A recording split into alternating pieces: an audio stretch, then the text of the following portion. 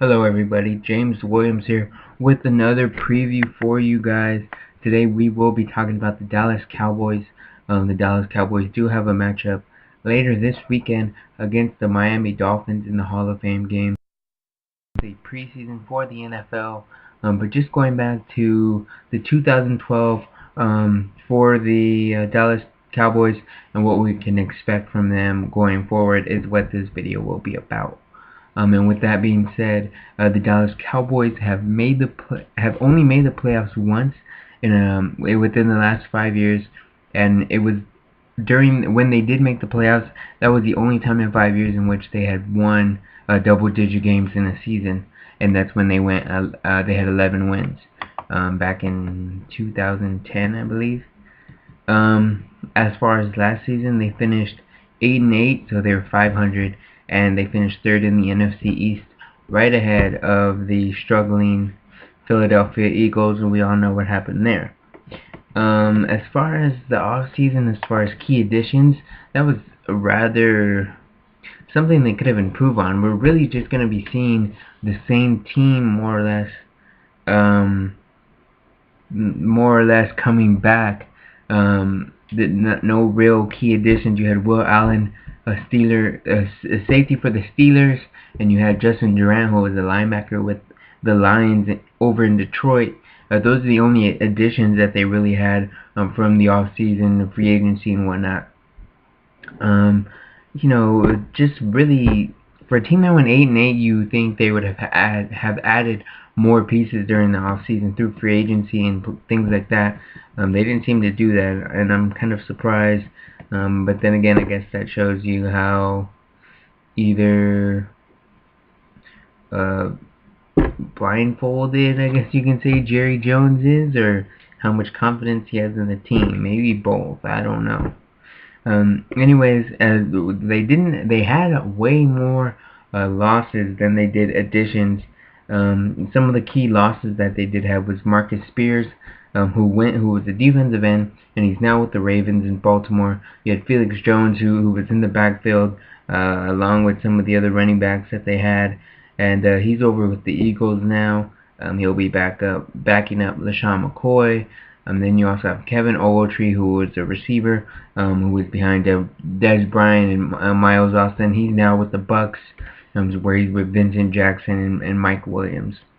As far as the biggest offseason move for the Dallas Cowboys was them signing Tony Romo to a 6-year extension worth $108 million.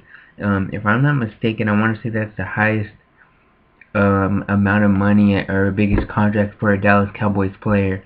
I may be mistaken on that with all the players they've had in the past, but then again, I wouldn't be surprised. In the draft, they had some very questionable moves, and they got off really early with their questionable moves. In the first round, they went with Travis Frederick, who was a center from Wisconsin. They were kind of going in needing a center, but there really wasn't any centers to take in the first round, and everyone kind of felt like it was a reach for them. I thought it was a reach. I never even heard of this guy. They kind of took a reach on him. Many were saying, Mel Kiper and all of them were saying that Travis Frederick would have even been there in the second round the next time the Cowboys were on the clock. So why they took him early, who knows? Maybe they felt someone else was going to take him. That's just a big question mark. But who knows? Maybe he'll pan out, and maybe he'll be the greatest center of all time. In the second round, they went ahead and took a tight end in Gavin Escobar from San Diego State.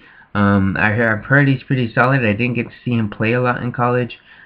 We probably won't see him play that much right away with Jason Witten still there. But with Jason Witten still there and being a kind of a safety blanket for Tony Romo, you can expect Gavin Escobar to learn a few things from Jason Witten, and whenever Jason Witten is ready to retire, call it a career, or whenever he gets injured, because we know with the play style of Jason Witten, he likes to play hard, so he may suffer another injury or two.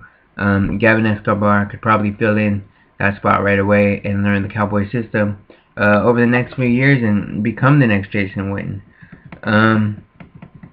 So just going forward, more or less with my predictions, this video is actually going really short because It really wasn't a lot that the Cowboys did spectacular during the offseason, but they did have one other key move, and that was replacing Rob Ryan as defensive coordinator. They replaced him with Monty Kiffin. Monty Kiffin was with the Tampa Bay Buccaneers at one time, I believe, when they won the Super Bowl. Maybe, I don't know. Don't quote me on that.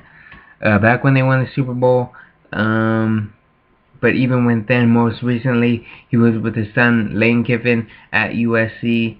Things didn't go well there, and he kind of parted ways with his son as a mutual decision, and went back and tested the waters in the NFL, and the Cowboys picked him up. So it'll be interesting to see what the Cowboys are able to do under Monty Kiffin's defense. Monty Kiffin, known for the Tampa 2 defense, which has been something that Warren Sapp and that defense played under when they were with the Buccaneers. Derek Brooks and Rondé Barber and whatnot. But now it'll be interesting to see what players like DeMarcus Ware and Sean Lee will be able to do. Speaking of Sean Lee, he should be a bounce back player this year. Someone who should be coming back more or less and playing at a top level to the best of his abilities. And we all know what DeMarcus Ware can do. DeMarcus Ware will probably be his same old self. Will be interesting to see if this defense will help him or hurt him as far as his play, his style of play. I'm sure they wouldn't have went with Monty Kiffin if they didn't believe that DeMarcus Ware would be able to succeed in his offense, because in his defense, because he is a big part of what their defense does and is even known by. So with that being said, we'll have to keep out and watch out for some of these things and see how they take place over the next season or two. Also, we'll see how the defense goes as early as this week and get a feel for it and what Monty Kiffin is trying to do with the defense. They will be playing in Cleveland, Ohio, if I'm not mistaken, is where the Canton, Ohio, I believe, is the site of the Hall of Fame. So that is where the Hall of Fame game will be played, where they take on the Miami Dolphins to kick off the 2013 preseason. For more news on that and more of these videos where I preview each of the teams in the NFL, go to sportsmindednews.com and follow us on Twitter, sports_minded. My name is James Williams. Have a great day and enjoy everything that is going on in the sports world.